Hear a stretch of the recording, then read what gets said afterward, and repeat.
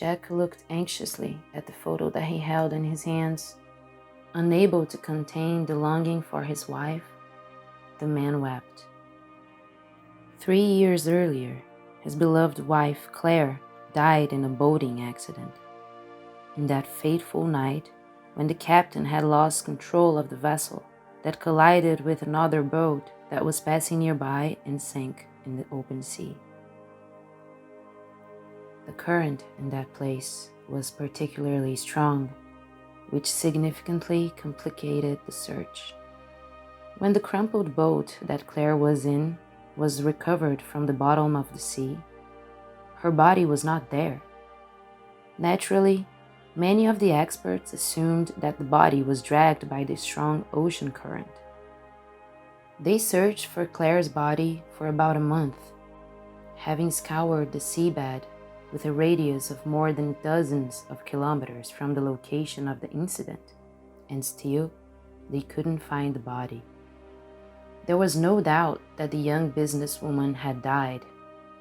Her personal belongings, her workbook, and her mobile phone were found on a beach close to the search location. For Jack, everything that had happened seemed like a horrible nightmare. He wished that if he could just close and open his eyes, it would all go away. Their marriage lasted 6 years and was filled with love and understanding. His youngest daughter, Lizzie, was his pride and joy.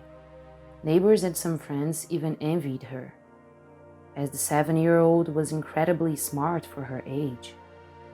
More than anything in the world, she loved to read, and the first thing she always did was discuss the book she had just read with her mother, always wanting to know her opinion on it. Now, sitting in the kitchen with tears in his eyes, Jack remembered the wonderful times before the tragedy struck that family, back in the days when everything was still fine and their lives were planned for the next years. Claire was a successful businesswoman who earned it all thanks to her intellect and extraordinary determination. The woman's fortune was worth 6 figures, which automatically put her next to some of Chicago's most successful people. But after the tragic death of Claire, it turned out that the money was taken from their bank accounts shortly after the horrific accident. Furthermore, the young entrepreneur not only sold her business to her competitors, but she also took a high-interest loan from the bank. The most painful part for Jack was that he didn't know anything about it, and now he couldn't believe his wife made him and his daughter bankrupt. "How could you do this, Claire? Why did you take all the money and sold the business? Why did you need to do this?" whispered the wretched widower to himself, and crying silently so as not to wake his daughter. But the real problem started a month earlier, when Jack received a call from the bank. He was informed that the payment due date for one of the loans had run out and he needed to make an urgent payment. But of course, the widower didn't have that kind of money, so he was worried about how to get that amount. Emotional pain and feelings of resentment toward the spouse, fear of the unknown, everything curled up in a snowball that transformed the life of Jack in hell. On top of all that, the man didn't know how to tell his daughter that her mom wasn't alive anymore and that she would not return from her business trip. Now the bank called, and the letters in the mail about paying the loan became part of Jack's life. With much effort, the poor man managed to borrow some money from his parents and sold his car, which was barely enough to make the required down payment. One could only imagine how long it took for the single father with a young child on his arms to do it. Having left Lizzie at home alone with yet another book, Jack ran to the supermarket to buy something for dinner. But half an hour later, the man entered the house with bags full of food and immediately realized that something terrible had happened. The house was turned upside down, which implied that someone was looking for something, but the worst part was yet to come. Jack found his daughter's room empty. "Lizzie? Daughter? Where are you?" the father shouted in a shaky voice, but all he got in response was complete silence that was occasionally interrupted by the ticking of the clock on the wall. At that moment, the phone rang. Stumbling over all the things that were scattered on the floor, Jack ran to answer the phone. The man was surprised to hear a phoning voice from an unknown person on the other side of the line. "Hi, Jack. You might be surprised to get this call. Your wife owes me a lot of money. 3 years have passed, and I still haven't heard news from her. But I'm not used to losing my money, so her daughter will have to stay with me for now. Of course, until you give me back the full amount with interest," said the mobster on the other side of the line and hung up. Jack was shocked. "Oh my God, Claire. Who did you mess with?" Jack exclaimed. Of course, he had already realized that his wife had borrowed money from some dangerous people who didn't see human life as something valuable. Jack was unwilling to negotiate with the criminals, and so he went to the nearest police station and told them everything that had happened. It so happened that the duty officer sent the worried man to talk to Susan, who worked in the organized crime department. Having heard Jack's confused story, the officer calmed him down and promised to help.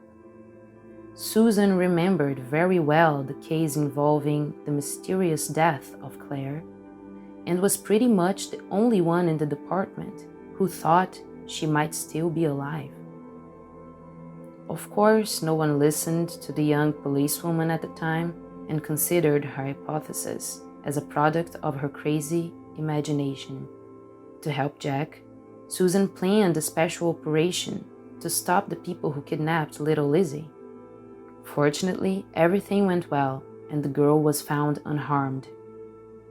Lizzie didn't even understand what happened. It all seemed like an adventure for her, like the ones of her books. The arrested criminals were immediately taken into custody, as they were guilty of some sins that could land them several years in prison. Sadly, Lizzie's rescue didn't help shed any light on the strange circumstances surrounding Claire's death. 3 years went by very quickly, but Jack was able to pay all of his wife's debts, and he started a new life. Of course, it was very difficult, but the poor widower had no other choice.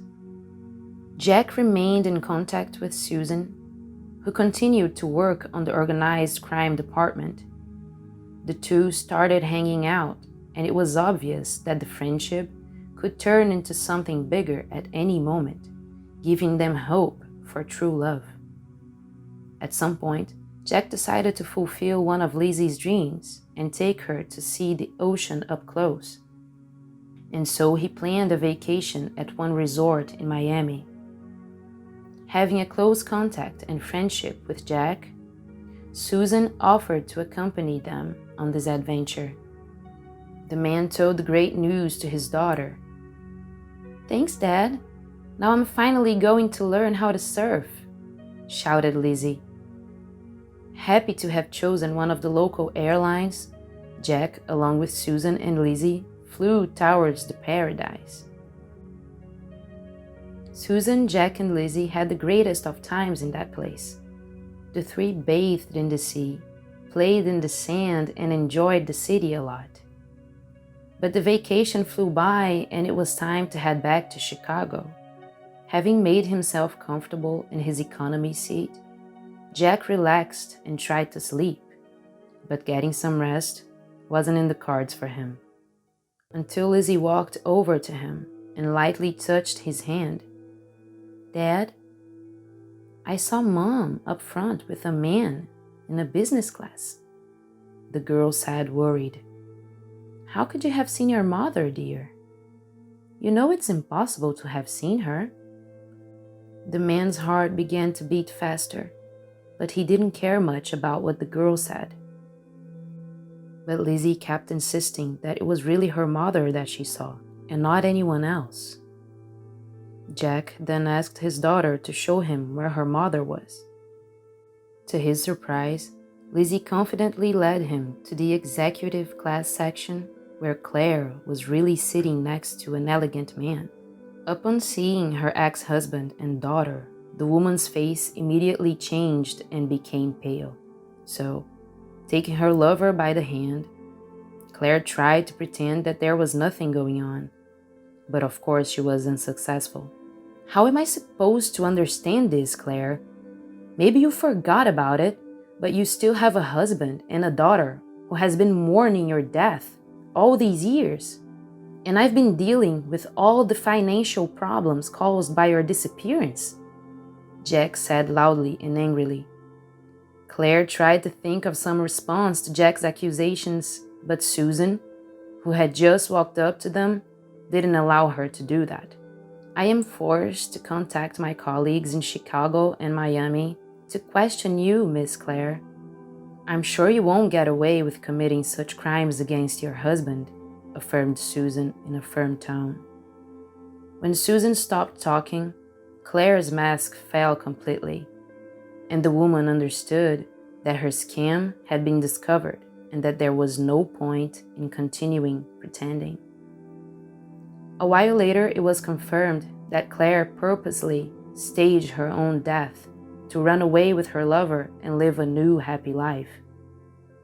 The unfaithful wife used the loan money to buy a beach house and live the life of an invincible entrepreneur. Meanwhile, Claire never thought about the trauma she caused her husband and daughter. Thankfully, thanks to Lizzie's vigilance and the help of the police, once they arrived in Chicago, the cunning crook got what she deserved. Now she will answer for her crimes and pay for everything she caused in the life of Lizzie and Jack, while the two, together with Susan, will live a happy life with real love and no secrets between them. If you know any similar stories, write about it in the comments, like the video, share with your friends, and subscribe to the channel for more fantastic stories.